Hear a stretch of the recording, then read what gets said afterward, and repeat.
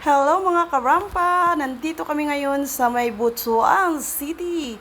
At kung kayo ay mahilig sa tuna, kumain na kayo dito sa Tuna Republic. Dito lang yan matatagpuan along the highway ng Butuan City. At malapit ito sa airport.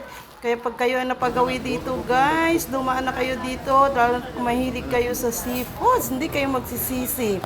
Kasi lahat ng klase ng luto ng tuna ay napakasarap at napakamura pa siya.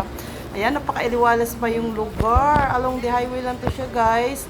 Alam kasi ng anak ko na mahilig kami sa seafoods. Kaya pinatikim niya sa amin ang luto dito sa Tuna Republic. Ayan, may tinolang tuna, may inihaw na panga na tuna na may masarap na sausawan. Ganyan. At meron ding kilawin na tuna. Ayan siya. Kung ikaw ay mahilig sa kilawin, kora ka na dito at meron din silang lamang loob ng tuna. Ayan siya guys, adobo na maanghang, yum yum yum. At meron ding fishball na tuna at french fries. Tuna, ano pa kaya aming tuna?